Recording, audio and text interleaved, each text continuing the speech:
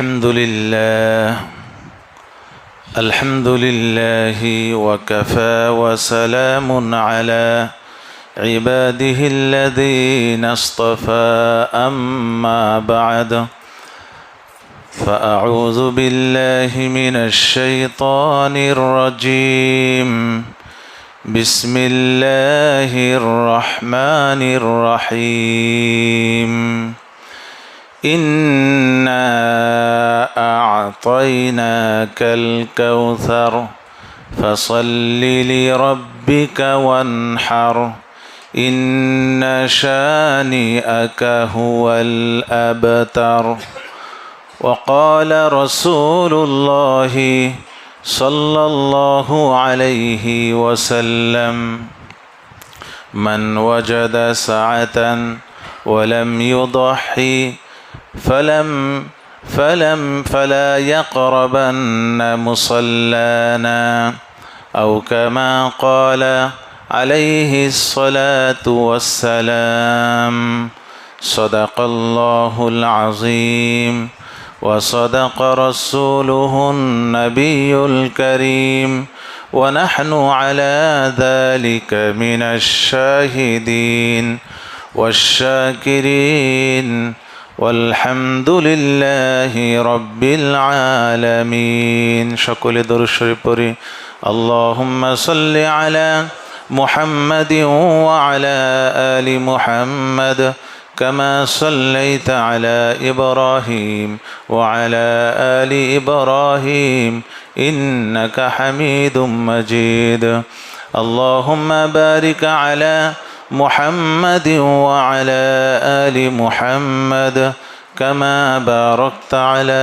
إبراهيم وعلى آل إبراهيم إنك حميد مجيد بلغ العلا بكماله كشف الدجى بجماله حسنت جميع خصاله صلوا عليه وآله সকলে একটু আল্লাহ তাআলার জিকির করি লা ইলাহা ইল্লাল্লাহ লা ইলাহা ইল্লাল্লাহ লা ইলাহা ইল্লাল্লাহ লা ইলাহা ইল্লাল্লাহ লা ইলাহা ইল্লাল্লাহ মুহাম্মাদুর রাসূলুল্লাহ।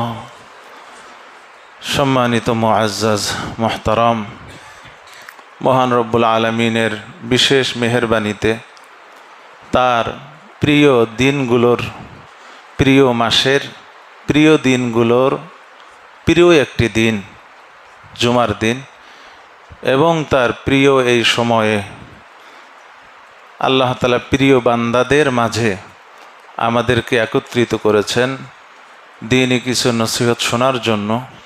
সকলেই অন্তরের গভীর থেকে আদায় করি আলহামদুলিল্লাহ। ভাইয়েরা আমার, আজকে জিলহজের 4 তারিখ, আর মাত্র 6 দিন, এরপরেই আমাদের মাঝে আসবে ঈদুল আদহা। জিলহজের যে প্রথম দশকের বৈশিষ্ট্য কি তাৎপর্য গত জুমায় আলোচনা করেছি। আশা করি আপনারা যত্ন নিচ্ছেন। অনেক ভাই রোজাও রাখতেছেন আলহামদুলিল্লাহ, অনেক ভাই কোরআন খতম করতেছেন আলহামদুলিল্লাহ, জিকির আজকার করতেছেন। বোঝা যায় ইশরাকের নামাজও আলহামদুলিল্লাহ মসজিদ ভরে যাচ্ছে।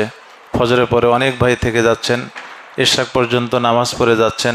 অনেক ভালো এগুলো। এই 10 দিনকে খুব যত্ন করা, খুবই আদরের সাথে যত্নের সাথে 10 দিনকে আমরা কি করব, পালন করব 10 দিনে ইবাদতগুলো। এই 10 দিনে জহরের নামাজের 4 রাকাত অন্য সারা বছর পড়লে আল্লাহ যে প্রিয়, যে ভালোবাসতেন, এই 10 দিনের একটি জহরের আগের সুন্নত পড়লে ওই দিনগুলোর চেয়ে আল্লাহ তাআলা কি করবেন, ভালোবাসবেন। সবচেয়ে প্রিয় জুমার দিনের জুমার আগের 4 রাকাত সুন্নত, অন্য দিনের সমস্ত বছরে জুমার নামাজ পড়লে যে আল্লাহর কাছে নৈকট্যতা অর্জন করা যায়, এই 10 দিনের জুমার নামাজের আগের 4 রাকাত সুন্নত, জুমার পরে 4 রাকাত সুন্নত বা 6 রাকাত সুন্নত আল্লাহর কাছে অতি প্রিয়। অন্য দিনের একটি হাজারো সেজদা যে আল্লাহর কাছে যত কাছে আপনাকে নিয়ে যাবে, এই দিনের একটি সেজদা এর চেয়ে দ্রুত কী করবেন, আল্লাহর কাছে নিয়ে যাবেন।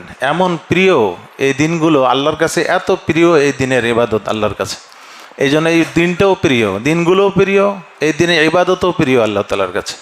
এই জন্য আমরা খুব খুব করে এই দিনগুলো ইবাদত করব, বিশেষ করে দোয়া করব। এই দিনগুলোতে দোয়া বেশি বেশি করব। বিশেষ করে আজানের পরে একামতের আগে দোয়া কিন্তু কবুল হয়। আজান থেকে একামতের মাঝখানে জুমার আজান হয়ে গেছে, ঠিক না? এখন একামতের আগ মুহূর্ত চলতেছে। তা আমাদের এই মুহূর্তে আমরা কি যে কোনো মনের কামনা তামন্না আল্লাহর কাছে পেশ করলে কিনা আল্লাহ কী করবেন, কবুল করবেন। যে কোনো নামাজ, 5 ওয়াক্ত নামাজের আজান হওয়ার সাথে সাথে আপনি দোয়া করবেন। আজানের পরে যে দোয়াগুলো পড়তে হয় সেগুলো তো পড়বেন, তাছাড়াও আপনার কামনা বাসনা আল্লাহর সামনে পেশ করবেন। এটা কিন্তু দোয়া কবুলের সময়। আরও যদি হয় এই 10 দিন, তাহলে তো কথাই নেই, কেননা তখন তো বান্দা আল্লাহর অতি নিকটে চলে যায়, অতি নিকটে চলে যায়। এই জন্য এই সময় দোয়ার ইহতেমাম করা। আল্লাহ তাআলা আমাদেরকে তৌফিক দান করেন। ভাইরা আবার আমি বলেছিলাম কয়েকদিন পরে ঈদুল আদহা চলে আসতেছে। আদহা আরবি শব্দ, আরেকটি শব্দ বলা হয় উদহিয়া। উদহিয়া এর বহু বচন হলো আদহি। আদহি অর্থ হলো কোরবানির জবাইকৃত পশু, কোরবানির জবাইকৃত পশু। তা ঈদুল আদহা অর্থ হলো কোরবানির জবাইকৃত পশুর আনন্দ ভোগ করা, আনন্দ করা, কোরবানির পশু জবাই করে আনন্দ করা। এখন কথা হলো যে এই দিনে মানুষ পশু জবাই করতেছে, একটা জীবন বিনষ্ট করার মতোই দেখা যায়। তো কত নির্মমতা, বাহ্যিকভাবে নির্মমতা, নিষ্ঠুরতা মনে হয়। একটা পশুকে জবাই করা হচ্ছে আর আপনারা মুসলমানেরা কি করেন, আনন্দ করেন। তো ব্যাপারটা হলো এটা আসলে এই জ্ঞানটা যার মধ্যে রয়েছে তিনি হলেন মূলত প্রকৃতপক্ষের আল্লাহ তাআলার খালিস বান্দা। সেটা হলো একজন মুমিনের দায়িত্ব কি, একজনের মুমিনের কাজ হলো আল্লাহ তাআলার বিধানের সামনে, আল্লাহ তাআলার হুকুমের সামনে অবনত মস্তক হয়ে যাওয়া।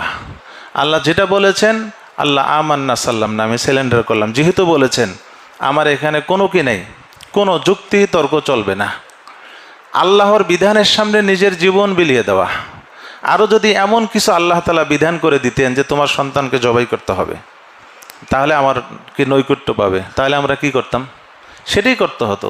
যেমনটা কে করেছিলেন, ইব্রাহিম আলাইহিস সালাম 86 বছর বয়সের বৃদ্ধ, সন্তান নাই।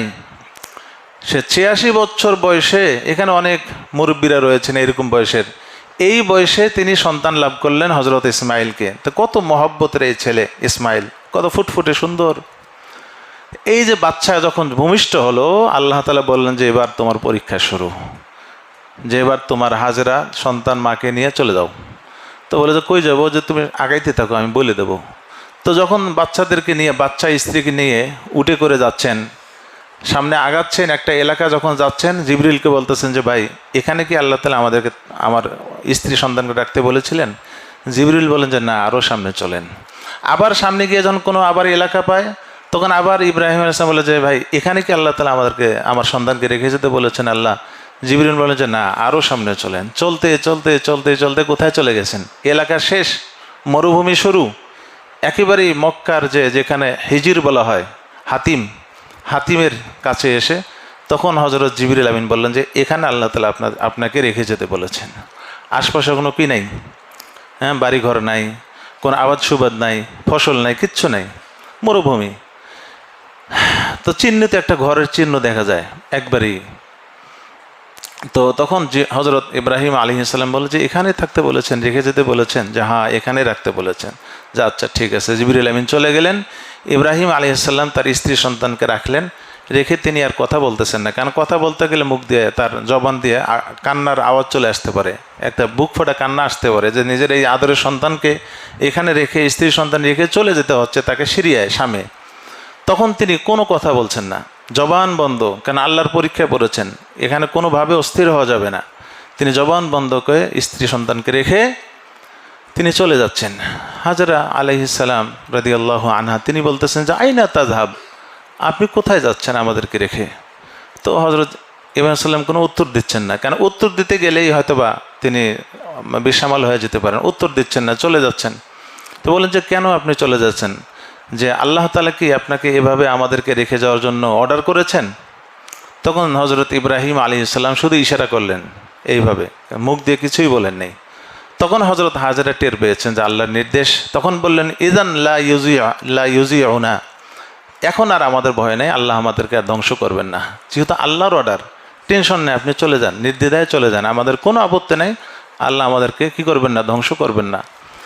ইব্রাহিম আলাইহিস সালাম চলে গেলেন। ওই যে ইব্রাহিম খলিল রোড আপনারা যেটা দেখেছেন, ওই দিক দিয়ে এসেছেন। ওই দিক দিয়ে যখন চলে গিয়ে একটু উপরে উঠেছেন, যখন স্ত্রী সন্তানকে আর দেখা যাচ্ছে না, তখন তিনি এবার বাইতুল্লাহর দিকে ফিরলেন। ফিরে এবার হাত তুলে দোয়া করতেছেন, রব্বানা ইন্নী আসকানতু মিন যুররিয়াতি বিওয়াদিন গায়রি জি যারইন ইনদা বাইতিকাল মুহাররম রব্বানা লিয়ুকিমুস সালাতা ফাজআল আফইদাতাম মিনান নাস তাহভি ইলাইহিম ওয়ারযুকহুম মিনাস সামারাত লাআল্লাহুম ইয়াশকুরুন।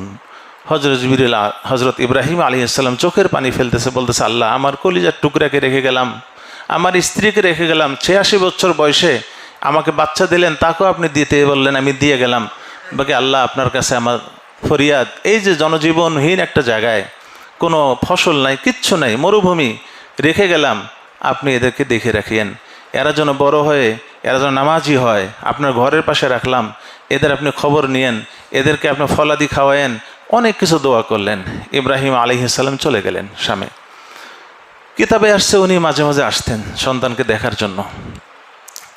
যখন তার বয়স 6 বছর হলো ইসমাইল আলাইহিস সালামের, আরেক রেওয়ায়েতে রয়েছে 7 বছর, আরেক বর্ণনা রয়েছে হলো 13 বছর, তা ধরেন 7 বছর। 7 বছর যখন বয়স হলো, হজরত ইব্রাহিম আলাইহিস সালাম আসলেন। এসে হজরত, আমি সংক্ষেপে বলছি, ইসমাইল আলাইহিস সালামকে সাথে নিয়ে গেলেন যে চলো তোমার সাথে কিছু কথা আছে। আম্মাজানকে কিছু বলেন নেই, হাজেরাকে কিছু বলেন নেই। সন্তানকে যখন নিয়ে যাচ্ছে জবাই করার জন্য, কেন নিয়ে যাচ্ছেন? জবাই করার জন্য। কেন? তিনি শামে থাকা অবস্থায়, সিরিয়াতে থাকা অবস্থায় জিলহজ মাসের 7 তারিখ দিবাগত রাতে হজরত ইব্রাহিম আলাইহিস সালাম স্বপ্ন দেখলেন। কি স্বপ্ন দেখলেন? দেখলেন যে ইসমাইলকে জবাই করতেছেন। তুমি বলে যে কি ব্যাপার, আমার সন্তান, একমাত্র সন্তান, তাও আবার আমি জবাই করতেছি, এটা কেমন কথা? ঘুম থেকে উঠে উনি একটু সন্দেহের মধ্যে পড়লেন যে এটা কি আল্লাহ দেখাচ্ছে নাকি শয়তানে দেখাচ্ছে, সন্দেহের মধ্যে পড়লেন।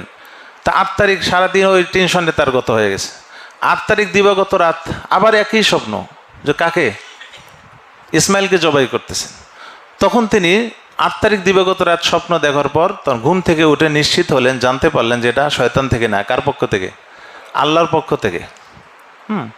এরপরে তিনি 9 তারিখ দিবাগত রাত আবার ঘুমিয়ে গেছেন। এবার দেখতেছেন যে জবাই কি করার জন্য আল্লাহ নির্দেশ দিচ্ছেন, এবার জবাই করে ফেলেছেন। এরপরে হজরত ইব্রাহিম আলাইহিস সালাম 10 তারিখ আর অপেক্ষা করেন, বোরাকে করে চলে গেছেন কোথায়? মক্কা। এবার আসুন, জিলহজের আমাদের শরীয়তে দিন আগে না রাত আগে? রাত আগে। তার মানে 7 তারিখ দিবাগত রাতে তিনি স্বপ্ন দেখেছেন, তার মানে এটা 8 তারিখ। এই জন্য 8 তারিখকে বলা হয় ইয়াউমুত তারবিয়া। ইয়াউমুত তারবিয়ার অনেক অর্থর মধ্যে এটা একটা অর্থ সন্দেহের দিন। উনি সন্দেহ করতেছিলেন যে আল্লাহ দেখাচ্ছেন নাকি শয়তান দেখাচ্ছেন, সন্দেহ ছিল। আবার 9 তারিখ রাত্রে দেখলেন যে না, আবার জবাই করার নির্দেশ। তখন তিনি জানতে পারলেন, বুঝতে পারলেন যে এটা শয়তান থেকে নয়, কার থেকে? আর এটা আরবি হলো আরাফা। আরাফা মানে চেনা, জানা, বুঝা। তো ওই দিনটা যদি তিনি বুঝে ফেলেছেন যে এই স্বপ্নটা শয়তানের না, কার, তাহলে এইটা কয় তারিখে দেখেছেন? 9 তারিখ। 9 তারিখ খেয়াল রাখবেন, জিলহজের 9 তারিখ। আর এই 9 তারিখে যেহেতু বুঝে ফেলেছেন, এই 9 তারিখ ইয়াউমুল আরাফার দিনে আল্লাহ তাআলা একটা ময়দানের মধ্যে, এই যে আরাফার ময়দানে হাজিদেরকে সমবেতদের কি দিয়েছেন? নির্দেশ দিয়েছেন। কথাকে বুঝতে পেরেছি? ওই মাঠের নাম হলো ইয়াউমুল আরাফা। কেন 9 তারিখ ওখানে কি করা হয়? সমাবেত করা হয়। তারিখের নামে হলো স্থানের নাম, স্থানের নামে তারিখের নাম না। ব্যাপারটা বুঝলে আর কোনো সমস্যা নেই। তারিখের নামে কিসের নাম? স্থানের নাম। তারিখ অনুযায়ী স্থানকে নাম দেওয়া হয়েছে। ওখানে আল্লাহ তাআলা সমবেত হতে বলেছেন। হজরত ইব্রাহিমকে হজ শিখিয়েছেন 9 তারিখে ওখানেই। এই জন্য ওই মাঠটাকে বলা হয় আরাফার ময়দান। আর ওই দিনটা হলো 9 তারিখ। আর এই 9 তারিখকে কী বলা হয়? ইয়াউমুল আরাফা। এরপরে তিনি যেহেতু 10 তারিখে রাত্রে দেখলেন জবাই করে ফেলেছেন, তখন এই 10 জিলহজকে বলা হয় ইয়াউমুন নাহার। কি বলা হয়? ইয়াউমুন নাহার মানে কোরবানির দিন। কোরবানির দিন 10 তারিখ হলো ইয়াউমুন নাহার, কোরবানির দিন, যেটা বলি ঈদুল আদহা, যেটাকে বলি হাদিসে আসছে। হজরত ইব্রাহিম আলাইহিস সালাম তার সন্তানকে নিয়ে চলে গেলেন মিনার প্রান্তরে। জামারা, 3টি জামারা আপনারা দেখেছেন, 1, 2, 3। তো এই জামারা যখন পার হচ্ছিলেন, হজরত ইব্রাহিম আলাইহিস সালামকে শয়তান এসে বলে যে, হে আল্লাহর নবী, আপনি আল্লাহর মকবুল বান্দা, ঠিক আছে, আল্লাহর খলিল, সব ঠিকঠাক, কিন্তু তাই বলে কি নিজের সন্তানকে আপনি জবাই করবেন? আর অন্য কোনো উপায় ছিল না? অন্য কোনো হিলা করে মাফ করে নিতেন? উট এর পরিবর্তে 10টা উট দেন, 100টা উট দেন, অন্য কিছু দেন, সন্তানকে জবাই করবেন? তখন হজরত ইব্রাহিম আলাইহিস সালাম 7টি পাথর নিয়ে আল্লাহু আকবার বলে কি করলেন? শয়তানকে বিতাড়িত করলেন।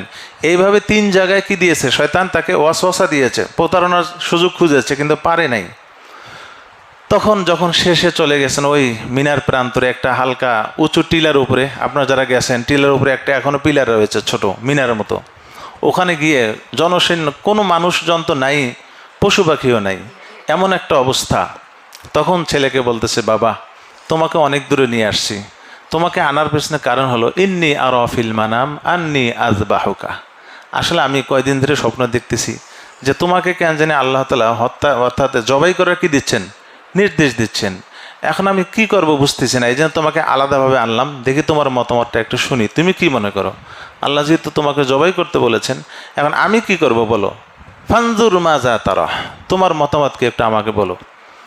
তা বাপের বেটা, বাপ যেমন হয় সন্তানরাও কি ওই রকমই কি হয়ে থাকে। তা বাপের বেটা বলতেছেন ইসমাইল আলাইহিস সালাম, ইয়া আবাতি ফাআল মা তুমার। বাবা, আল্লাহ তাআলা আপনাকে যে অর্ডার দিয়েছে আপনি বিন্দু মাত্র সন্দেহ করিয়েন না, এক মুহূর্তের জন্য আপনি বিলম্ব করেন না, আপনি আমাকে এখনো কি করে ফেলেন, জবাই করেন। কারণ আল্লাহর রাস্তায় জবাই হতে পারাও একটা বড় কিছু, এই ভাগ্য সকলের নসিবে হয় না। আপনি আমাকে ধৈর্যশীল পাবেন, সাতাজিদুনি ইনশাআল্লাহু মিনাস সাবিরিন, আপনি আমাকে কি ধৈর্যশীল পাবেন, আপনি টেনশন করিয়েন না। তবে বাবা একটু কথা ছিল, মায়ের কাছ থেকে আসলাম, মা তো জানে না আপনি আমাকে কি করবেন, কোরবানি করবেন। তা আমাকে যখন কোরবানি করবেন, আপনি তো আমাকে অনেক দিন পর পর এসে দেখেছেন, একটা মায়া তৈরি হয়েছে, তা আপনি কি আমাকে জবাই করতে পারবেন চিৎ করে? পারবেন না তো। আমার যখন চেহারার দিকে তাকাবেন, মায়া আসবে, তখন আর তো আপনি কী হয়ে যাবেন, নার্ভাস হয়ে যাবেন, জবাই করতে পারবেন না। আপনি নিজের চোখ দুটো বন্ধ করে ফেলবেন, একটা কাপড় দিয়ে ঢেকে ফেলবেন। আর একটা হলো, যখন জবাই করবেন আমার পাগুলো একটু হাত পা ভালোভাবে বেঁধে ফেলবেন, কারণ আমি ছটপট করে যদি করে ফেলি অজান্তে, আপনার গায়ে রক্ত লাগবে, বা আল্লাহ হয়তো নাখোশ হতে পারে যে হ্যাঁ আমার রাস্তা কি জবাই হইতে এসে সে নিজে কি ছটপট অস্থির হয়ে গেল, আপনি আমার হাত পাগুলো বেঁধে দিয়েন। আর সর্বশেষ পরামর্শ হলো, বাবা, আপনি আমার রক্ত মাখা যে কাপড়গুলো রয়েছে, আমার মা তো আর জানে না যে আপনি কোথায় নিয়ে গেছেন, তা আমার মায়ের সান্ত্বনার জন্য কাপড়গুলো তার হাতে বুঝিয়ে দিন যে এই হলো তোমার ইসমাইলের কাপড়, তাকে আল্লাহ রাস্তা কী করে দিয়েছে, আমি জবাই করে দিয়েছি কথা অনুযায়ী। এবং বলেছে, বাবা আপনি আমাকে উবুর করে শুয়ে দিয়েন, কারণ যদি চিত হয়ে শুয়ে আপনার দিকে আমি তাকায় দেখি, তা আমি হয়তো ধৈর্য হারায় ফেলবো। কিন্তু আল্লাহর অর্ডার মানতে হবে আপনার, এক বিন্দু পরিমাণও আপনি সন্দেহ করবেন না, বিলম্ব করবেন না। ইব্রাহিম আলাইহিস সালাম তাই করলেন, শুয়ে দিছেন। এবার চাকু নিয়েছেন, ছুরি নিলেন। আল্লাহ তাআলা বলেন, ফালাম্মা আসলামা, যখন আমার 2 বান্দায় ইব্রাহিম আর ইসমাইল তারা অবনত মস্তক হয়ে গেল, আল্লাহর সামনে কি মাথা নুয়ে দিল, ইসমাইলও মাথা নুয়ে দিল যে আমার আপনি জবাই করে ফেলেন। ইব্রাহিমও আমার নির্দেশের সামনে মাথা নুয়ে দিল যে আল্লাহ আপনার নির্দেশ, যেহেতু আমার সন্তানকে জবাই করা কোনো কথা নেই। ফালাম্মা আসলামা ওয়াতাল্লাহু লিল জাবিন, ইসমাইলকে যখন শুয়ে দেওয়া হলো কাত করে, তখন আল্লাহ তাআলা বলেন, ওয়ানাদাইনাহু, উপর থেকে সাথে সাথে আমি আওয়াজ করলাম, আইয়া ইব্রাহিম, হে ইব্রাহিম, কদ সাদ্দাকতা রুইয়া, হয়ে গেছে, আর লাগবে না, হয়ে গেছে।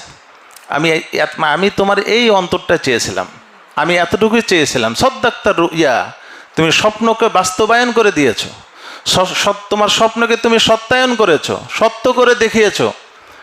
আল্লাহ তাআলা বলেন ইন্না কাদা, এরপরে আল্লাহ তাআলা বলেন যে ইন্না হাযা লাহুয়াল বালাউল মুবিন। আল্লাহ বলেন যে এটা ছিল তোমার জন্য একটা চূড়ান্ত সবচেয়ে বড় একটা পরীক্ষা, তোমার জীবনের সবচেয়ে বড় পরীক্ষার মধ্যে তুমি কি করেছো, আজকে উত্তীর্ণ হয়েছো, তুমি বিজয় লাভ করেছো, কামিয়াব হয়েছো। এরপর আল্লাহ তাআলা বলেন যে আমি কি করলাম, আরেকটি দুম্বা এনে দিলাম, ওয়াফাদাইনাহু, ফিদিয়া দিলাম। আল্লাহ বলে যে ঠিক আছে, তোমার ইসমাইলকে জবাই করতে হবে না, আমি একটা ফিদিয়া দিচ্ছি। ফিদিয়া হলো কি, অফাদাইনাহু বিযিবহিন আযীম, মহান একটা ফিদিয়া, মূল্যবান একটা ফিদিয়া দিলেন। সেই ফিদিয়া হলো একটি দুম্বা, একটি ভেড়া দুম্বা আনিয়ে দিলেন। ওই দুম্বাটা ছিল একটা মকবুল দুম্বা, জান্নাত থেকে এসেছে। সেটা কোন মকবুল দুম্বা? ওই যে হাবিল যে কোরবানি দিয়েছিল, সে কোরবানির দুম্বাটা আল্লাহ তাআলা আজকে পেশ করেছে। কার বিনিময়ে? ইসমাইলের বিনিময়ে। বাস, হজরত ইব্রাহিম আলাইহিস সালাম জবাই করে ফেললেন। জবাই করার পরে এবার চোখ খুলে দেখে যে সন্তান পাশে দাঁড়ানো। হ্যাঁ, জবাই হয়ে গেছে কে? দুম্বা। তখন বাবা তার সন্তানকে জড়িয়ে ধরলেন, সন্তান বাবাকে জড়িয়ে ধরলেন, যে আল্লাহ তাআলা কত বড় নিয়ামত, যে এত বড় পরীক্ষা থেকে আল্লাহ তাআলা কি করেছেন, তাদেরকে উত্তীর্ণ করতে পেরেছেন, এবং তাদের জীবনের বিনিময় ছাড়াই আল্লাহ তাআলা কি করেছেন, তাদেরকে বিজয় দান করেছেন, সফলতা দান করেছেন। আল্লাহ তাআলা পারলে আমাদেরকে বলতে পারতেন না? হজরত ইসমাইলের তো একটা সন্তান, আল্লাহ তো বলতে পারতেন, ঠিক আছে ইব্রাহিমের একটাই সন্তান ছিল ইসমাইল, ওরটা নাইলে জবাই নাই করলাম, তোমাদের তো একাধিক সন্তান আছে না? আমাদের একাধিক সন্তান আছে না? যদি আল্লাহ বলতেন ইব্রাহিমের যেহেতু এক সন্তান না, তারে মাফ করলাম, কিন্তু তোমরা যদি আমার নৈকট্য চাও, জান্নাত চাও, তাহলে এক একটা সন্তান কি করতে হবে? জবাই করতে হবে। পারতেন? কত বড় পরীক্ষা পড়তেন, কত বড় পরীক্ষার মধ্যে পড়তাম আমরা। আল্লাহ তাআলা বলেন যে লাগবে না, কিচ্ছু লাগবে না, শুধু তোমাদের ইব্রাহিমের আদর্শ ধরে রাখো, ইব্রাহিমের আদর্শ ধরে রাখো। 10 তারিখে তোমরা একটি পশু, আমার বাতানো একটি পশু আল্লাহর জন্য কি করে দাও? কোরবানি করে দাও।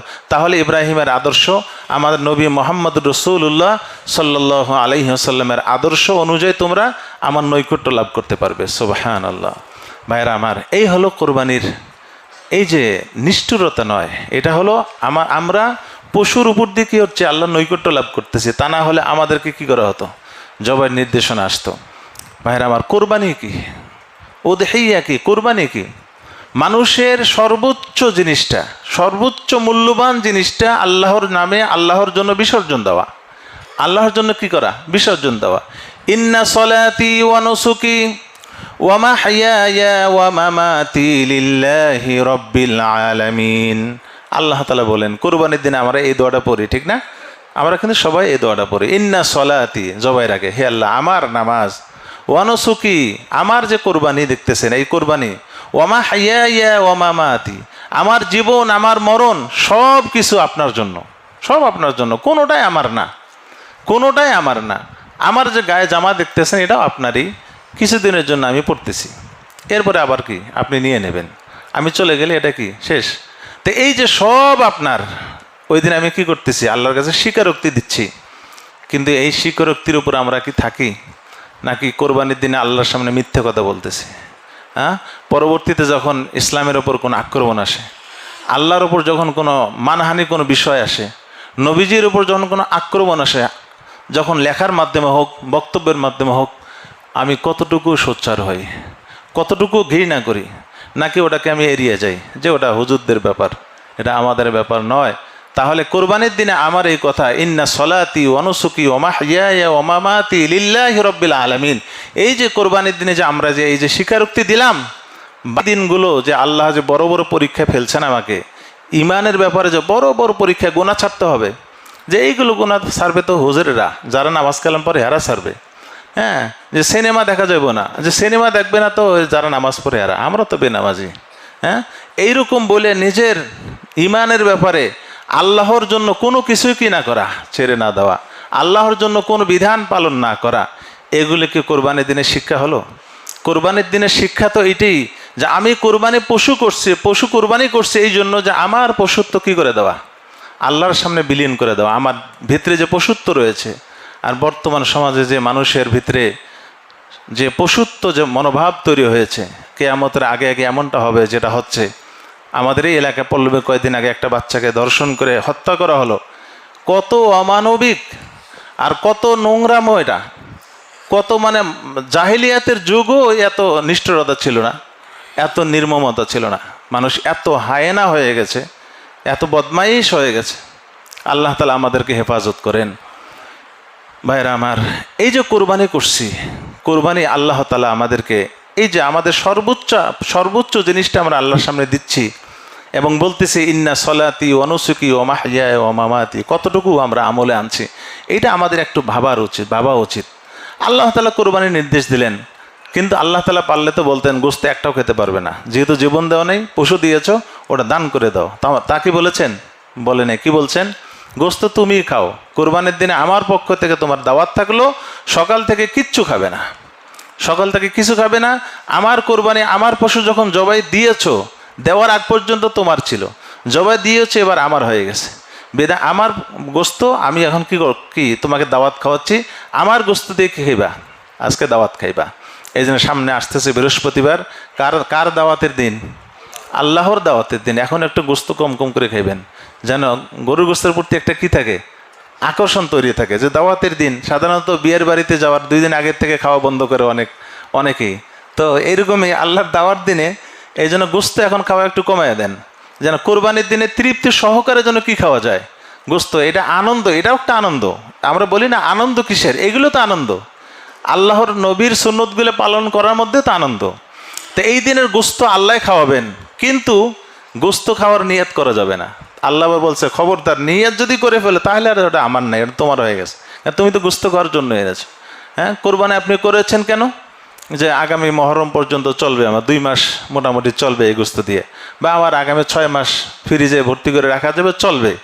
এই জন্য সে কি এই অনুমান, এই পরিমাণ বা এই অনুমান করে সে পশু কিনেছে। তাহলে আল্লাহর কসম, তার কোরবানি হবে না। তখন হবে যে শাতুল আহমিন বাকারুল আহমিন, সেটা হবে গোস্তের গরু আর গোস্তের খাসি আর গোস্তের কি উট আর দুম্বা। এটা কোরবানির পশু হবে না, এটা গোস্তের পশু হবে। এই জন্য পশু কিনবেন হলো আল্লাহর জন্য, তরু তাজা দেখে নেবেন, মোটা তাজা। কি জন্য? কিয়ামতের দিনে এটা আমার কি হবে, সওয়ারি হবে। হ্যাঁ, আল্লাহ খুশি হবে, এত আমি সম্পদ ব্যয় করলাম, টাকা পয়সা বেশি খরচ করলাম, আল্লাহর কাছে যেন কবুল হয়। এটা তো আল্লাহর জন্য দিয়ে দিচ্ছি। দেওয়ার পরে আল্লাহ তাআলা বলছে এবার তুমি খাও। নবীজি বলেছেন থামো, খাওয়ার আগে একটু চিন্তা করো, 3 ভাগ করো, 1 ভাগ তুমি খাইবা, আর 1 ভাগ তোমার আত্মীয় স্বজন পরিচিতদের মধ্যে দিবা, আর 1 ভাগ দিবা হলো যারা গরিব তাদের মধ্যে দিবা। এটা হলো মুস্তাহাব আমল। নবীজি মুস্তাহাব এটা সিস্টেম শিখিয়ে দিয়েছেন। কেউ যদি মনে করেন যে আমি 1 ফোঁটাও কাউকে দেবো না, 1টি টুকরাও দেবো না, কোনো অসুবিধা নেই, আল্লাহ দাওয়াত দিয়েছেন, আপনি পুরা খান। এমনকি কোনো ফ্যামিলির সদস্য যদি বেশি হয়, 1 ভাগা দিয়েছে, এখন ওই পুরা ফ্যামিলি খেতে গেলে 1 ভাগে অনেক শর্ট পড়ে, তখন ওই ভাগাটা বন্টন করাও নিষেধ আছে। কেননা আপনি নিজে আগে কি করবেন, পরিতৃপ্ত সহকারে খাবেন, তারপরে বাকিটা কি করেন, দানের হিসেবে আসবে। এই জন্য আল্লাহ তাআলা আমাদেরকে এই যে কোরবানির যে এত বড় একটা নৈকট্যের মাধ্যম আল্লাহ তাআলা আমাদেরকে দান করলেন কোরবানির দিন। এই কোরবানির দিনে আমাদের কম বেশ সকলকে কি করা উচিত, কোরবানি করা উচিত। কোরবানি কার ওপর ফরজ, এর অনেক ব্যাখ্যা বিশ্লেষণ রয়েছে। কোরবানি ফরজ হওয়ার জন্য যেটা লাগে, ওয়াজিব হওয়ার জন্য যেটা লাগে, সেটা হলো একজন ব্যক্তি সাহেবে নিসাব হতে হয়। কি নিসাব হতে হয়? সাহেবে নিসাব। সাহেবে নিসাব কি? আমরা জানি জাকাতের নিসাব। তো কোরবানির জন্য শুধু জাকাতের নিসাব না, নিসাব হলো 2 প্রকার। খুব মনোযোগ দিয়ে শুনবেন, এইটা আপনি সারা জীবনের একটা সম্বল বানাবেন। নিসাব হলো 2 প্রকার। নিসাব কয় প্রকার? 2 প্রকার। 1 নম্বর হলো বড় নিসাব, 2 নম্বর হলো ছোট নিসাব। বড় নিসাব, ছোট নিসাব। বড় নিসাব হলো জাকাতযোগ্য সম্পদের যে নিসাবটা। জাকাতযোগ্য সম্পদ হলো 4টি। একটা হলো উট, 5টি উট হলে জাকাত দিতে হবে। 2 নম্বর হলো আপনার গরু, 30টি গরু কারো কাছে থাকলে জাকাত দিতে হবে। 3 নম্বর হলো বকরি বা ভেড়া বা দুম্বা, এটা হলো 40টা থাকলে জাকাত দিতে হবে। 4 নম্বর হলো কারেন্সি, অর্থাৎ টাকা পয়সা, সোনা গয়না, ব্যবসায়িক পণ্য ইত্যাদি। এইগুলো সব হলো আপনার কারেন্সির অন্তর্ভুক্ত একটি মানে এক জাতীয়, এক শ্রেণীর। তো এই যে হলো 4টি হলো জাকাতযোগ্য সম্পদ। এইগুলো যদি এই 4র্থ নাম্বার যেটা, প্রথম 3টার তো আমি নিসাব বলে দিলাম, 5টা, 30টা এবং কটা, 40টা। আর বাকিগুলোর নিসাব হলো 52.5 ভরি রূপার মূল্যের যদি কারো কাছে মিক্সার এগুলো থাকে, 52.5 ভরি বর্তমান মূল্য হলো 1,80,85,000 টাকা। হ্যাঁ, ওষরটা হলো যেটা আপনার, আরেকটা আছে জাকাত, এটা জাকাত, সেটাকে ওষর বলা হয়, সেটা ফসল। আপনারা যে আবাদ সুবাদ করেন সেটা হলো ফসল, ওটারও জাকাত দিতে হয়, 10 ভাগের 1 ভাগ অথবা 20 ভাগের 1 ভাগ। তা আপাতত আমরা এই 4টে হলো এই যে জাকাত কেন্দ্রিক বলতেছি। তো এই যে এইরকম যদি কারো কাছে এই 4টি যদি কি থাকে, আপনার নিসাব পরিমাণ হয় কারো কাছে, এবং 52.5 ভরি রূপার মূল্য পরিমাণ স্বর্ণ রূপা মিক্সার রয়েছে বা ব্যবসায়িক পণ্য রয়েছে, অথবা তার কি রয়েছে, গয়না রয়েছে বা টাকা রয়েছে, তাহলে তার উপর জাকাত ফরজ। এই হলো জাকাতযোগ্য সম্পদ। এইটা যদি নিসাব পরিমাণ কারো কাছে থাকে, সে হলো বড় নিসাবের মালিক। সে কিসের মালিক? বড় নিসাবের মালিক। মনে করেন যে অনেক বাড়িঘর, বিল্ডিং রয়েছে, এগুলো কিন্তু একটা বড় নিসাবের কিনা অন্তর্ভুক্ত হবে না। বড় নিসাব বললাম এই চারটেই, মনে রাখতে হবে। এই চারটি হলো বড় নিসাব। এই চারটি যে কোনো একটা নিসাব পরিমাণ মালিক হলেই তাকে বলা হবে কিসের মালিক? বড় নিসাবের মালিক। আর একটা হলো ছোট নিসাব। ছোট নিসাব হলো যে এই চারটে তো আছেই, এই চারটার সাথে আরও একটু যোগ হবে। সেটা হলো কি, আপনার টাকা পয়সা বাদ দিয়ে আসবাবপত্র বা পণ্য বা যে কোনো জিনিস, ব্যবহারের জিনিস হোক, আর আপনার কি বাড়ি ঘর জমিন যা আছে, এইগুলো যদি আপনার প্রয়োজন অতিরিক্ত এমন পরিমাণ রয়েছে যেটাকে বিক্রি করলে 52.5 ভরি রূপার মূল্য পরিমাণ হবে বা এর চেয়ে বেশি হবে, তাহলে তাকে বলা হবে ছোট নিসাবের মালিক। তাকে কি বলা হবে? ছোট নিসাব। ওই চারটার মালিক হলে বড় নিসাব। ওই চারটা বাদ দিয়ে যদি কারো কাছে, মনে করেন যে বাড়িতে একটা টেলিভিশন আছে, দাম হলো 1 লাখ টাকা। এরপরে বাড়িতে মনে করেন যে তার জামা আছে, ধরেন একজন ব্যক্তির 60টি জামা হইলে হয়, একদিন যদি একটা করে পরে সপ্তাহে, তাহলে কয়টা হইলে হয়? 60টি। তার আছে হলো 20টা, এক একটা জামার দামে 1000 করে, তাহলে কত হাজার হবে? তাহলে তার ওই 60টা বাদ দিলে আপনার ধরেন 13,000 টাকা যোগ হলো। আমি একটা উদাহরণ দিচ্ছি। এরপরে মনে করেন তার বাসায় অনেক বই আছে, সে পরে হলো 10-12টা বই, বাকিগুলো সব শো করে রাখছে, তাহলে এগুলো মূল্য ধরতে হবে। এরপরে তার ফ্রিজ একটা হইলে হয়, সে বাসায় রেখেছে 4-5টা ফ্রিজ, এটা কোনো প্রয়োজন নেই, হয়তো এখানে একটু টুকরা রাখছে, ওখানে একটা টুকরা, এগুলো দরকার ছিল না, এই ফ্রিজ হিসাবে আসবে। তার একটা মোবাইল হইলে হয়, তার কাছে রয়েছে 2-3টা মোবাইল, তাহলে এই মোবাইলের মূল্য ধরতে হবে। সব ধরার পরে যদি এটা মূল্য যদি 52.5 রূপা বা এর চেয়ে বেশি হয়, হ্যাঁ, তাহলে ওই ব্যক্তি হলো ছোট নিসাবের মালিক। কিসের মালিক? ছোট নিসাবের মালিক। অর্থাৎ তার টাকা পয়সা কিচ্ছু নাই, উট গরু মহিষ টাকা পয়সা কিচ্ছু নাই, কিন্তু এইগুলো একটু অতিরিক্ত আছে। এগুলো বিক্রি করলে কি হবে? 52.5 রূপার মূল্যের তার কি সম্পদ একটা হয়ে যাবে। অথবা তার জমিন পড়ে আছে, তার মনে করেন ভিটা বাড়ি আছে, ভিটাতে বাড়ি করছে, কিন্তু বাড়ির পেছনে 2-3 শতক পড়ে আছে, তো এইটা বিক্রি করলে তার কি লাখ লাখ টাকা হবে, তো ওই ব্যক্তিকে বলা হবে ছোট নিসাবের মালিক। অনেক গরিব মানুষ, কিন্তু বাড়িতে তার কি 4-5 শতক জমিন আছে, বাড়ি করে আছে 2 শতকে, 3 শতক কি আছে পেছনে পড়ে আছে, কোনো কাজে লাগে না, সেও ছোট নিসাবের মালিক। এখন বড় নিসাব আর ছোট নিসাবের পার্থক্য বোঝেন। যে ব্যক্তি বড় নিসাবের মালিক, ওই যে 4 প্রকার বড় নিসাবের মালিক, তার ওপর একটা হুকুম। যে ব্যক্তি ছোট নিসাবের মালিক, তার ওপর আরেকটু কি হুকুম রয়েছে। এবার হুকুমগুলো শোনেন।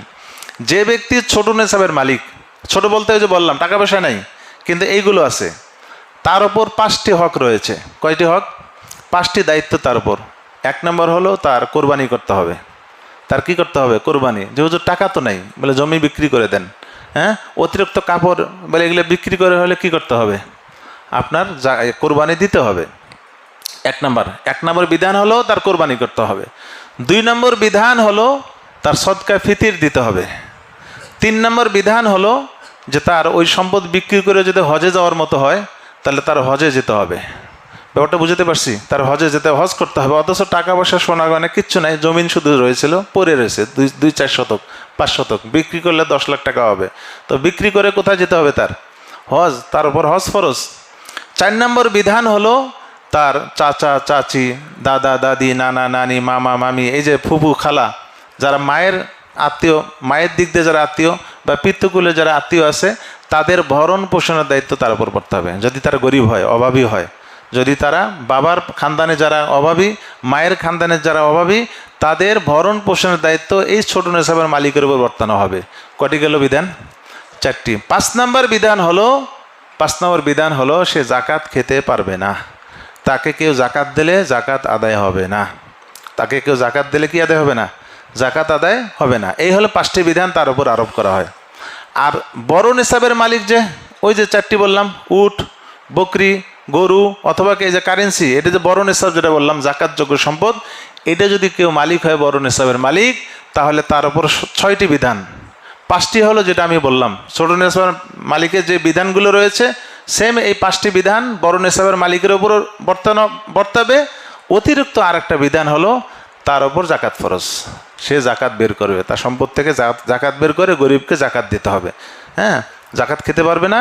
আর একটা অতিরিক্ত বিধান কি? সে জাকাত তার উপর ফরজ হয়ে যায়, সে অন্যকে জাকাত দেবে। এই হলো দুইটি নিসাব। এবার আসুন, এই যে ছোট নিসাবের মালিক কম বেশ অনেক ভাইয়েরা ছোট নিসাবের মালিক হয়ে বসে আছে, জানি না যে তার উপর কি কোরবানি ওয়াজিব।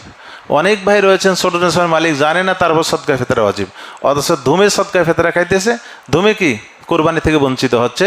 অথবা এমনও রয়েছে হজ ফরজ হয়ে বসে আছে, কিন্তু হজ তো দূরের কথা, জাকাতে সে তো জাকাত খাচ্ছে। এই জন্য খুব সতর্ক, দিনের বিধানগুলো খুব সতর্কতার সাথে আমাদেরকে বুঝতে হবে এবং আমল করতে হবে ভাইয়েরা আমার। এই জন্য সম্পদশালী হলে তারপর কোরবানি ওয়াজিব, চাই ছোট সম্পদ হোক, ছোট নেশাব হোক, বড় নেশাব, উভয়ের ওপরেই কোরবানি ওয়াজিব। এটা যার যার আমি যেভাবে বললাম প্রত্যেকে নিজের হিসাবটা করলে আপনি বুঝতে পারবেন। তো এখানে যেহেতু ঢাকা শহরে আলহামদুলিল্লাহ ম্যাক্সিমাম ভাইয়েরা এখানে কোরবানি দেয়, বেকা আপনাদের আত্মীয় স্বজনরাও তো রয়েছে অনেকে, তাদের ক্ষেত্রেও আপনারা কি করতে পারবেন, বিচারটা করতে পারবেন যে তারপর কোরবানি ওয়াজিব কি ওয়াজিব নয়। এরপরে আসুন কোরবানি ওয়াজিব, এক নম্বর তো বললাম ধনী। শুধু ধনী হলে হবে না, সে হতে হবে একজন মুসলমান হতে হবে। অমুসলিম তারপর কোনো কোরবানি নেই। এরপরে আপনার নাবালেগ হইলে হবে না, কি হতে হবে, বালেগ হতে হবে, সাবালক, অর্থাৎ সে বালেগ হয়ে গেছে, তার উপর কোরবানি ওয়াজিব। নাবালেগের যত টাকা হোক না কেন কি নেই, কোরবানি তার নাই, দিলে অসুবিধা নেই। এবং তেমনিভাবে শুধু বালেগ হলে হবে না, তার জ্ঞান বুদ্ধি থাকতে হবে। পাগল হইলে হবে না, কোনো পাগলের ওপর কি নেই, কোরবানি নেই। তেমনিভাবে কোনো মুসাফির যদি টাকাওয়ালা, কিন্তু সে মুসাফির দেশের বাইরে সফরে গেছে, 14 দিনের মধ্যে সে আবার ফিরে আসবে, বা 14 দিনের নিয়েতে কোনো জায়গায় সফর করতে গেছে, কোরবানির দিন পড়েছে, তো তার উপরও কি নেই, কোরবানি নাই। এই জিনিসগুলো আমাদের অবশ্যই খেয়াল রাখতে হবে। তেমনিভাবে কোনো গোলামের ওপরও কি নেই, কোরবানি নেই। গোলাম বলতে এখন তো গোলামবাদীর সিস্টেম নেই, এই জন্য এটা অনেক সময় উজ্জ্বল রাখা হয়।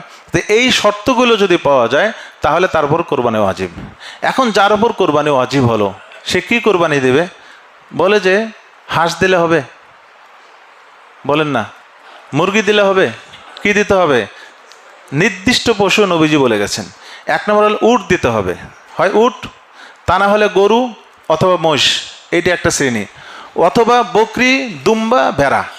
বকরি বকরা, দুম্বা দুম্বি, ভেড়া ভেড়ি, ছেলে মেয়ে যা হোক, খাসিও দিতে পারবেন, বরঞ্চ খাসিতে আরও উত্তম, কেননা খাসির গোস্ত কি হয়, সুস্বাদু হয়।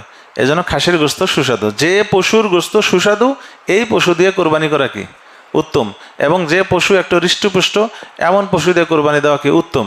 তো এই হিসেবে এই পশুগুলো দিয়েই কোরবানি দিতে হবে। আপনি যদি গিয়ে একটা হরিণ আনছেন অনেক লাখ লাখ টাকা দিয়ে, হরিণ দিয়ে কোরবানি দিতে চাচ্ছেন, হবে না। বন্য কোনো পশু দিয়ে কোরবানি দেওয়া যাবে না, বন্য গরু দিয়ে দেওয়া যাবে না, বন্য মহিষ দিয়েও দেওয়া যাবে না। আপনার গৃহপালিত গরু হতে হবে, গৃহপালিত মহিষ হতে হবে, গৃহপালিত উট হতে হবে, এই সমস্ত প্রাণী দিয়ে কোরবানি দিতে হবে। এগুলোর বয়স যখন কিনতে যাবেন খেয়াল করবেন বয়স ঠিক আছে কিনা। উট যদি কিনেন 5 বছর হতে হবে, গরু যদি কিনেন 2 বছর হতে হবে, বকরি কিনলে 1 বছর, একদিন কম হইলেও হবে না, একদিন কম হলে এটা দিয়ে কোরবানি হবে না। ভেড়া আর দুম্বা কিনতে গেলে 1 বছর লাগবে। তবে যদি ভেড়া দুম্বে দেখতে বড় সড়ো হয়েছে, 6 মাস হয়ে গেছে বয়স, তাহলে কি রয়েছে, অনুমতি রয়েছে শুধু ভেড়া আর দুম্বের ক্ষেত্রে, এই জিনিসটা মনে রাখবেন। এরপরে আপনার কোন কোন ত্রুটিওয়ালা নেবেন না পশু, যে পশু মনে করেন যে দাঁত ভেঙে গেছে, সব ঘাস খাইতে পারে না, এমন পশু বলেও নেবেন না, কোরবানি হবেই না। এরপরে মনে করেন চোখ একটা আছে আর একটা নেই, হবে না। অত চোখ আছে কিন্তু কি টেরা, অর্থাৎ তার জ্যোতি কম, টেরা হলেও তার চোখের জ্যোতি কম, পাওয়ার কম, কানা আর কি, অর্ধেক 3 ভাগের 1 ভাগ সে দেখে বা 2 ভাগ দেখে, তাও কোরবানি হবে না। তার কি 3 ভাগের 1 ভাগ জ্যোতি চলে গেছে, অথবা এর চেয়ে বেশি জ্যোতি চলে গেছে, কোরবানি হবে না। ফুল কি থাকতে হবে তার, চোখের জ্যোতি বা হালকা কম হলে সমস্যা নেই। 3 ভাগের 1 ভাগ, মাত্র 3 ভাগের 1 ভাগের কম কি তার জ্যোতি গেছে, বাকি সব ঠিকঠাক আছে, তাহলে কোরবানি করা যাবে। এরপরে শিং যদি ভাঙ্গা হয় সমস্যা নেই, কিন্তু শিং যদি গোড়া থেকে উঠে যায় তাহলে কি হবে না, কোরবানি হবে না। অথবা শিং গজায় নেই, তাও সমস্যা নেই, বয়স 2 বছর হইলেও হবে। মাসলাকে বুঝতেছেন? শিং নাই অসুবিধা নাই, শিং ভেঙে গেছে তাও সমস্যা নেই, কিন্তু যদি ভাঙ্গে একবারে গোড়া থেকে, মানে গোড়া যে একবার মূল গোড়া থেকে উঠে যায়, তাহলে কোরবানি হবে না। তেমনিভাবে কান যদি 3 ভাগের 1 ভাগ বা এর চেয়ে বেশি কাটা থাকে, এর দ্বারা কোরবানি হবে না। পা 3 পায়ে চলে, কোরবানি হবে না। বা 4 পায়ে চলে কিন্তু 1 পা ভেঙে গেছে, ওইটা দিয়ে কাজ করতে পারতেছে না, 4টে পায়ে আছে, 3 পায়ে চলতেছে, 1টা পা উঠে রাখে, এর দ্বারা কোরবানি হবে না। হ্যাঁ, তেমনিভাবে আপনার পশুর শরীরের মধ্যে এত দুর্বলতা, হাঁটতেই পারে না, তার অর্থাৎ ভেতরে মগজ নাই আর কি, কী বলে এটা, ক্যালসিয়াম নাই, এমন পশু দিয়ে কোরবানি হবে না। এমন রুগ্ন, এমন অসুস্থ যে তার কোরবানি নেওয়ার জন্য টেনে নেবেন এই শক্তিটাও তার নাই, সবসময় শুয়ে থাকে, রুগ্ন। হ্যাঁ হ্যাঁ তারপর লেজ, লেজ যদি 3 ভাগের 1 ভাগ কাটা থাকে বা এর চেয়ে বেশি কাটা থাকে হবে না, কম কাটা থাকলে হবে।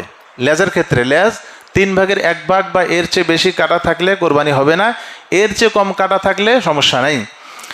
তেমনিভাবে শরীরের মধ্যে কি রয়েছে, তার অ্যালার্জি, পশুর শরীরের মধ্যে অ্যালার্জি, হ্যাঁ অ্যালার্জির কারণে এই অ্যালার্জির প্রভাবটা গোস্তের মধ্যে চলে গেছে, তো এইরকম পশু দিয়ে কোরবানি হবে না। আচ্ছা, যে পশু গর্ভবতী, এই পশু দিয়ে কোরবানি করা মাকরু। যে পশু গর্ভবতী, অর্থাৎ আপনি গাভীন উট নিয়ে আসলেন, কি বলে গরু নিয়ে আসলেন, তে মাকরু, তবে কোরবানি হয়ে যাবে। তেমনিভাবে একটা গাই তার বাচ্চাকে দুধ দেয়, তো এরকম দুধ খাওয়া বাচ্চাকে ফেলাই দিয়ে রেখে আপনি কি কোরবানি দিতে নিয়ে আসছেন বা বাজারে নিয়ে আসছেন, আর বলতেছে যে আমার গাই একবার নগদ কি দেয়, দুধ দেয়, বাছুর বাইন্দে নিয়ে আসছি, তো এরকম মানে পশু দিয়ে কোরবানি করা মাকরু, নেওয়া যাবে না, এতে করে তার বাচ্চার কষ্ট হবে, এগুলো খেয়াল রাখতে হবে। এই হলো কোরবানির পশু সংক্রান্ত কিছু আপনাদেরকে ধারণা দিলাম। তারপরেও যদি কোনো মাসলার প্রয়োজন হয় আমি তো আছি, জিজ্ঞাসা করতে আসবেন। আমাদের দারুল ইফতার রয়েছে এখানে, হাজার লাখ লাখ টাকার কিতাব, যে কোনো মাসলা আপনার শুনতে আসবেন, কোনো অসুবিধা নেই। এরপরে ঈদের দিন, ঈদের দিনের সুন্নতগুলো একটু মনে রাখেন। 1 নম্বর হলো ঈদের রাত, মঙ্গলবার দিবাগত, বুধবার দিবাগত রাত, এই রাত্রে যথাসাধ্য একটি ইবাদত বেশি করে করবেন, যত্ন সহকারে। নবীজি সাল্লাল্লাহু আলাইহি ওয়াসাল্লাম বলেছেন, মান কামা লাইলাতাল ঈদাইন, যে ব্যক্তি ঈদাইনের 2 ঈদের রাত্রে জাগ্রত থাকলো বা ইবাদত করলো, তো নবীজি বললাম ইয়ামুত কলবুন, তার কলব মারা যাবে না। ইয়াউমা তামুতুল কুলুব, যেদিন আল্লাহর ভয়ে সমস্ত কলবগুলো মরে যাবে, কিয়ামতের দিন, সেদিন অন্তত ওই বান্দার কলব কি হবে না, মরবে না, সে আল্লাহর জিকিরে তরুতাজা থাকবে। এই জন্য ঈদের রাত্রে ইবাদত করবেন। 2 নম্বর হলো ঈদের দিন সকালে মেসওয়াক করবেন, মেসওয়াক। 3 নম্বর হলো গোসল করবেন, একবারে ভালোভাবে সাবান দিয়ে, সুগন্ধি সাবান দিয়ে গোসল করে ফেলবেন। 4 নম্বর যেটা করবেন সেটা হলো আপনি যেটা একটা সাজসজ্জা গ্রহণ করবেন, অর্থাৎ সাজসজ্জা বলতে ইসলামের কি আপনার ইয়ের মধ্যে গণ্ডিতে থেকে সাজসজ্জা নেওয়া। ধরুন চশমা পরলেন, এরপর একটা ধরুন পাগড়ি পরলেন, বা একটু কি আছে না ভাবসাব কিছু আছে না, এরকম ভাবসাব কিছু নিলেন যেটা শরীয়ত সম্মত হয়। হ্যাঁ তারপর আপনার কি লাগাইলেন, হ্যাঁ আপনি ভালো জামা, নবীজি সাল্লাল্লাহু আলাইহি ওয়াসাল্লাম 2 ঈদের জন্য, জুমার দিনের জন্য তার আলাদা জুব্বা ছিল, আলাদা জামা ছিল, হাদিসে আসছে। তার মানে নবীজি ওইটা শুধুমাত্র ঈদের দিনের জন্য ওই সাজওয়ালা জুব্বাটা পরতেন। তো এই জন্য ওই দিন একটু শরীয়তসম্মত সাজসজ্জা যার যতটুকু মনে হয় করবেন। এরপরে আরেকটি সুন্নত হলো উত্তম পোশাক পরবেন, উত্তম পোশাক। এরপরে আতর মাখবেন, খুশবু, খুশবু মাখার পরে আপনি এবার কোথায় আসবেন, ঈদের মাঠের দিকে আসবেন, এবং আসবেন যে হেঁটে হেঁটে আসবেন। হ্যাঁ হেঁটে হেঁটে আসবেন, গাড়ি ঘোড়া নিয়ে আসেন না, অন্য মুসল্লিদের কষ্ট হবে। এরপর যেটা করবেন, ঈদগাহ মাঠ যদি এলাকায় থাকে তো ভালো, তা না হলে মসজিদ, এটা তার বিকল্প। এরপরে আপনি আসার সময়, যাওয়ার সময় তাকবীরে তাশরিক বলতে থাকবেন, আল্লাহু আকবার বলেন না, আল্লাহু আকবার, আল্লাহু আকবার, লা ইলাহা ইল্লাল্লাহু, আল্লাহু আকবার, আল্লাহু আকবার, ওয়ালিল্লাহিল হামদ, এই তাকবীরে তাশরিক পড়তে থাকবেন। এরপরে ঈদের নামাজে, পুরো নামাজের পরে তাকবীর তাশরিক পড়া মুস্তাহাব। এরপরে আপনি খুতবা শুনে, নামাজের পরে ইমাম খুতবা দেবেন, খুতবা শুনে এরপরে কোথায় চলে যাবেন, বাকি কথাগুলো জবাই কেমনে করবেন, ওই দিনে আর কি আমল হতে পারে, ইনশাআল্লাহ ঈদের দিনে একটু আগে আগে আসবেন, আপনাদেরকে শুনে দেব। আল্লাহ তাআলা আপনাকে, আমাকে, আমাদের সকলকে আমল করার তৌফিক দান করেন। যারা সুন্নত পড়েনি কবলাল জুমা 4 রাকাত সুন্নত পড়ি।